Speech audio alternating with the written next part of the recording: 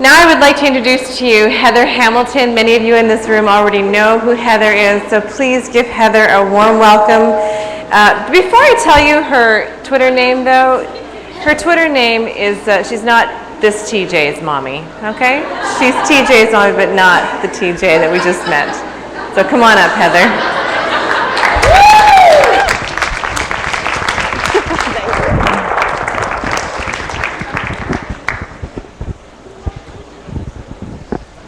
I'm going to start crying right away. Okay, perfect.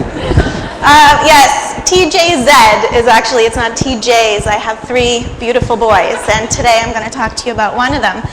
And today I'm very privileged to be able to tell you what's up with Elmo. I'm sure you've heard that question asked. I've been asked 1,000 times. Some of you loop me in those conversations because some of you beautiful people still have that Elmo on your avatar. And I can't thank you enough. So my story begins with my son and the beginning. And when he was born, my life changed forever. Zach was born with a congenital heart defect. And from the moment he was born with his twin, we knew life had changed for us and changed for our whole family and changed for him and would be difficult. They rushed him down to sick kids that first night and we almost lost him. But my boy was a fighter. And he taught us from that moment that miracles happen. He taught us that he had more living to live in this life, and he lived with us for another 3.5 years. And that was the first gift that he gave to our family. As Zach grew older, we became aware that he had a hearing loss, he had tons of feeding issues, he had a global delay, he had physical difficulties. Life was not easy for him, and so my role became his advocate, his fighter, his cheerleader, and I loved that. He changed me as a mother and as a woman, and that was my life, and I was very proud to have that life. The wonderful thing about Twitter and social media was that I could meet moms that had a life like mine. I didn't have friends who had kids with special needs. I didn't have anyone else. They all had perfectly beautiful, healthy children. And when I said I couldn't go to play groups because he was too vulnerable, when I said that I couldn't go to certain birthday parties because he would just get too sick, or that I couldn't go out for coffee, I had to take him to physio. They didn't understand that, my friends, my group of friends. So when I reached out online, I found moms that had kids just like mine and lives just like mine. And it was an amazing, comforting feeling. The night I started my blog was after a doctor's appointment with our neurosurgeon who had just found something else to worry about in Zach's brain. And he said, your son's connection from his neck to his spine is so fragile that if he were to have a fall, his head would fall off and he would be a quadriplegic.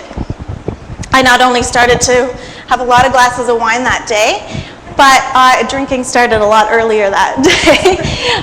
But I started my blog and I started to find a way to talk about things I couldn't say to my husband, I couldn't say to my other boys, I couldn't say to my friends who knew me the best. I found a way to get all of my emotions out. And some of my girlfriends would call and say, I just read your blog post, I didn't know that happened, or I didn't know you felt that way. And now they know, and it still is a beautiful, cathartic way to talk about my life in a way that I find hard to say. Twitter started to be a place where I could talk about Zach, and I loved it. I first started social media with PTPA as a business, and it was something very new to me. But during the hospital visits, I found a personal way that I could reach out on Twitter. I would say, we're back in the hospital again, he's got pneumonia again, and someone the next morning would say, how's Zach doing? Like, really? These people, I don't even know them. And they're asking how my son's doing. So I would tell them the downs, the bad days we had, and the amazing days like last November when Zach took his first steps. My family was there, so I had no one else to call. But what I did was take a picture and tweet it to say, look what happened. You guys have been through the hospitals with me. You guys have been through those horrible days. Now look what my son's doing. He's walking for the first time. And I didn't know that that was ever going to happen. Then came last March, and we were back in the hospital at Sick Kids. And I thought it was just like any other time, but it wasn't. As Zach started declining and stopped watching his Elmo, I knew this was something very different, and they took him down to be intubated. His heart stopped in the operating room. And after 40 minutes of trying to save my son's life, they put him on a lung and heart machine. He fought again and surprised the doctors again, and we had 3 more days with him. But his brain couldn't handle that kind of lack of oxygen. But he was with us in our arms and died in our arms, and we got to say our goodbyes. The night before Zach died, I needed a break. I had been there day and night in his room, sleeping in a chair, just holding my son. And I went on Twitter for my escape, my usual escape. And I saw Elmo in the corner of these pictures. And it took me less than a second to know that that was for me. And that was for Zach. And that everyone was rooting for him and rooting for us as a family. And they had followed his journey with me and helped me get through some really difficult days. And that day was amazing. And I can't ever thank you enough. Most of you, I don't know, but some of you I do. And you put that Elmo on your avatar in a show of support, and I can't even begin to describe how that moment felt. At the worst time of my life, I was lifted by all of you. Out of this horrible, horrible nightmare came something so beautiful. The nurses at our local hospital said, we want to do something for Zach. We love him. We've been following him. He was so special to us. We know he loved Elmo. He sung the Elmo song. He hummed it to us when he wanted to go to sleep.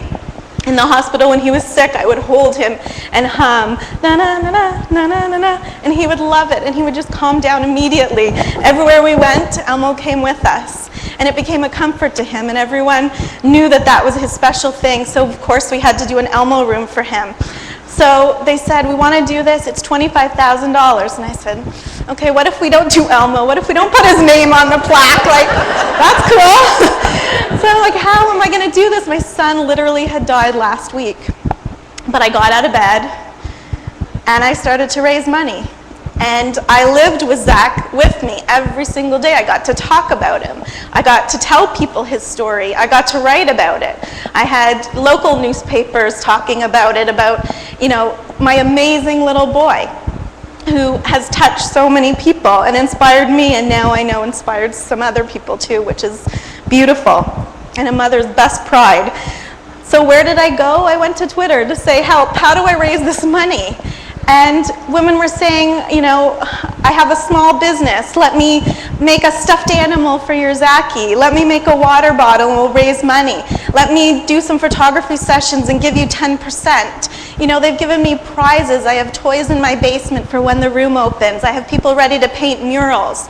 This is all from total strangers on Twitter.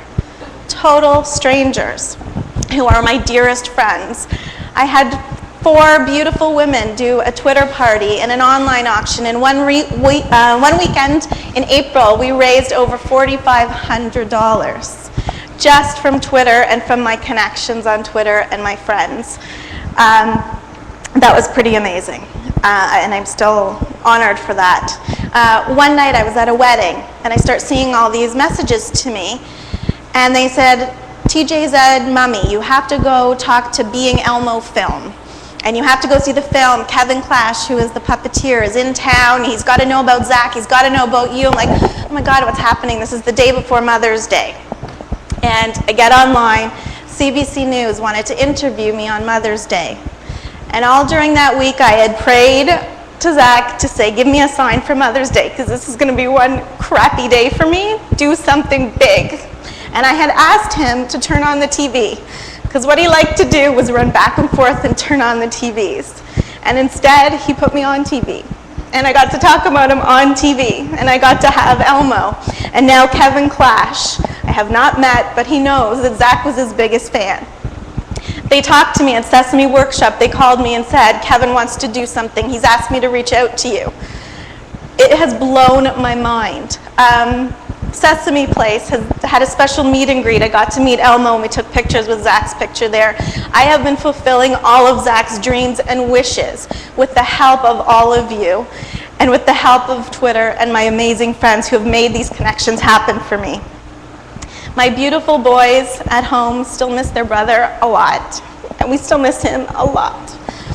But in everything we do, he's still very much with us. And when I still see those Elmos on all of the little Twitter avatars, it still keeps him very much alive for me, and I can't ever, ever repay that to all of you who lifted me up when I needed to be lifted. And I know when we keep fundraising, you're going to be there for me again. So I'm happy to say we raised $41,000.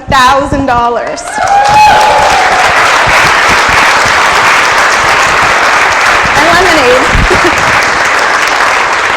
So not only do we have a beautiful Elmo room, but I want to do something more in the pediatric unit. We've bought 3 new cribs, state-of-the-art cribs, so that the kids will be comfortable. We have toys. We have murals painted on all the walls now, because not just one of the rooms should be beautiful. They should all be beautiful for those kids. And I want to thank you so much for letting me tell you my story and tell you what's up with Elmo, because that's from my beautiful son, Zach. Thank you.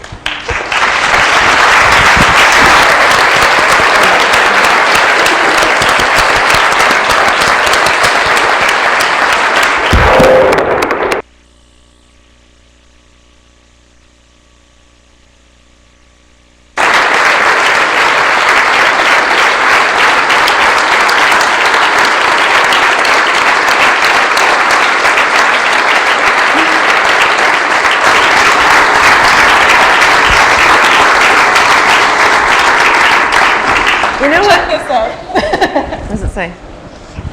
Zach's mummy. Yeah. You know what? But stay standing. Stay standing. I don't know about all of you, but I sure need a hug right now. So turn to somebody beside you and give them a hug.